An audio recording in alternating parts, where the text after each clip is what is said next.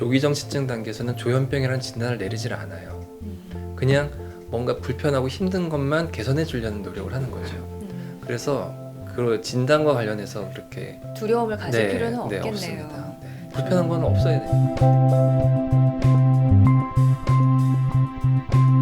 대한신경정신의학회 공식 채널입니다. 네, 저희가 계속해서 조현병에 대해서 깊이 알아보고 있는데요. 이번에 알아볼 거는 정말 여러분도 저도 처음 들어보는 거예요. 조기 정신증이란 게 대체 뭔가요? 근데 조현병이 처음부터 갑작스럽게 발병하는 것은 아닙니다. 조현병은 어느 날부터인지 서서히 시작되는 걸로 흔히 알려져 있거든요. 그래서 급격한 증상이 생기기 전에 병인지 아닌지 그런 미묘하게 증상이 나타나는 그런 시기의 상태를 발병증의 조기 단계라 그래서 조기 정신증이라고 표현할 수 있습니다. 조기 정신증이면은 조현병의 그 전 단계. 네. 보통 어떠한 증상이 나타나나요? 그러니까 되게 병인지 아닌지 좀 애매한 증상들이 있거든요. 뭐 환자들이 주로 얘기하는 게 소리가 되게 예민하게 들린다. 왠지 누가 나를 조종하는 것 같은 느낌이 든다. 누가 나를 뭐 해치려고 하는 것 같은 그런 느낌 아닌 느낌? 그런 얘기도 하고 집중력이 떨어지고 좀 기분이 우울하기도 하고 그래서 어떻게 보면 좀 우울증이나 다른 병하고 좀 헷갈릴 수 있는 그런 증상들을 많이 얘기하십니다. 조현병 증상 있잖아요. 망상, 환각, 음성 증상, 언어, 행동의 와해.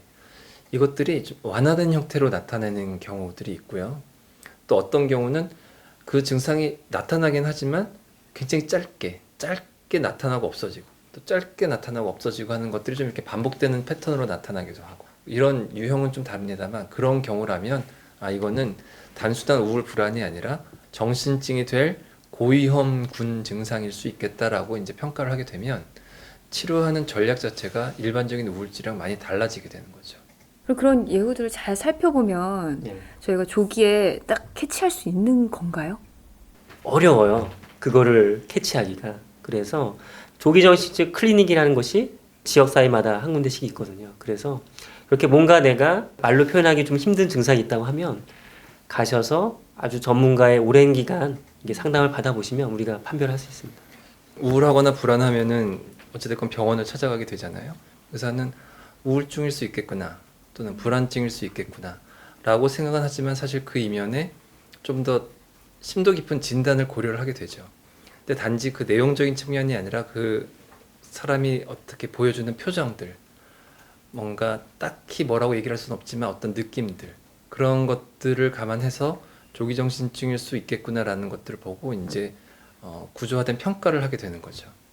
그런 것들을 심도 있게 조사를 하다 보면 지금 우울과 불안의 형태처럼 보이지만 알고 보면 조기정신증의 모습일 수 있다라고 생각이 되는 거죠. 그 조기 정신증에 관련해서 사람들이 많이 알고 있으면 굉장히 좋겠네요. 내가 단지 그냥 일이 힘들고 그리고 좀 스트레스가 많아서 이러한 기분이 드는 건지 아니면 진짜 심각하게 고민을 해야 되는 그런 상황인지에 대해서 사실 판단이 조금 어렵잖아요.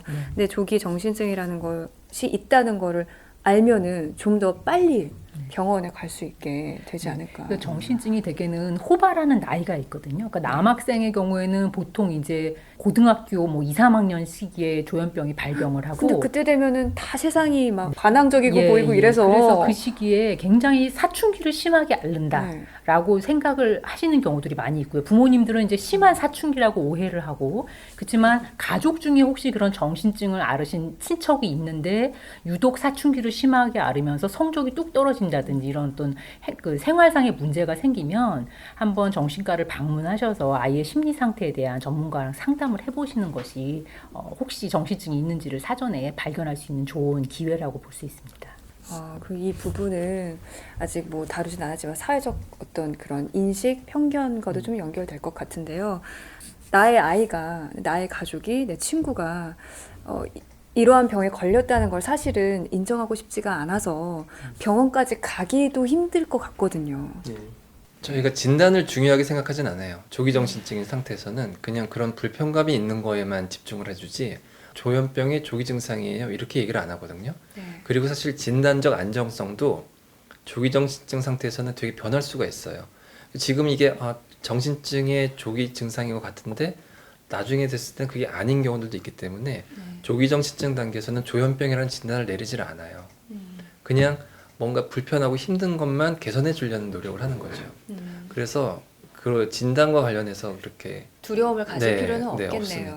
네. 여러 연구에서 이제 조현병의 예후를 예측하는 요인들을 살펴봤는데 반복적으로 나타나는 것이 치료받지 않은 정신증 기간이 얼마나 짧으냐. 그것이 조현병 예후의 가장 강력한 요인입니다. 그래서 이상이 생겼을 때 하루라도 빨리 치료를 받도록 하기 위해서 이 조기정신증 개념이 점점 이제 널리 이제 퍼지고 있고요.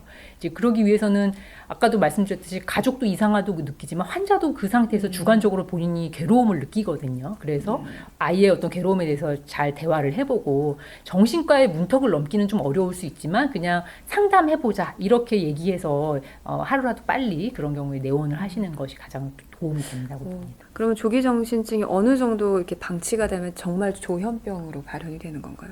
그러니까 조기 정신증은 기본적으로 우리가 조현병이 생길 것 같은 사람들을 우리가 미리 잘 보고자 하는 거예요. 근데 조기 정신증이 있다고 해서 그 사람들이 다 100% 조현병으로 가는 건 아니에요. 그래서 연구마다 다르긴 하는데 어떤 연구에서는 뭐 한 5년, 10년 보면 한 30%, 뭐 40% 이렇게 조현병으로 변합니다. 근데 어떤 사람들은 나중에 꽤 오래 지나도 조기 정신증으로 생각을 했지만 사실은 조현병이 안 된 사람들도 있는 거죠. 그냥 뭐 예를 들면 우울증이나 조울병이나 그런 걸로 가실 수 있고 그냥 뭐 자연히 좋아지기도 하고요. 그 시기가 지나면. 그렇지만 우리가 조현병이 생길 확률이 높을 것 같은 사람들이니까 미리 예방하기 위해서 잘 보자고 해서 조기 정신증 강조하는 겁니다. 이때부터 그럼 약물 치료가 들어가는 건가요? 근데 이제 조기 정신증은 아직 정신증이라고 진단받기 이전의 상태거든요. 그 정신증이 발생할 가능성이 높다. 하지만 아직 병적인 상태는 아니기 때문에 약물 치료를 일반적으로 실시하지는 않고요. 이때는 어쨌든 환자가 그분이 과도한 스트레스 상황에 놓여 있는 경우가 많거든요. 그래서 스트레스에 대처하는 방식을 가르쳐 준다든지 아니면 항우울제나 항불안제 같은 조금 더 약한 형태의 약물을 처방을 해본다든지 아니면 인지행동 치료 이런 예민한 감각이나 자극에 대해서 스스로 교정하는 그런 인지행동 치료 그러니까 비약물적인 치료를 우선적으로 하는 걸로 되어 있습니다. 모든 병이 그렇듯이 사실 미리 발견하면 깨끗이 완치가 될 수 있거든요. 근데 우리 조현병도 미리에 이렇게 진단을 해서 빨리 우리가 관심을 가지면 나중에 큰 문제가 생기지 않고 우리 사회에 같이 지낼 수 있습니다. 그래서 이번 기회에 조기 정신에 대해서 많은 사람들, 특히 국가와 사회에서 많이 관심을 가지는 게 좋겠습니다. 대한신경정신의학회 공식 채널에서 알아본 조기 정신증이었습니다.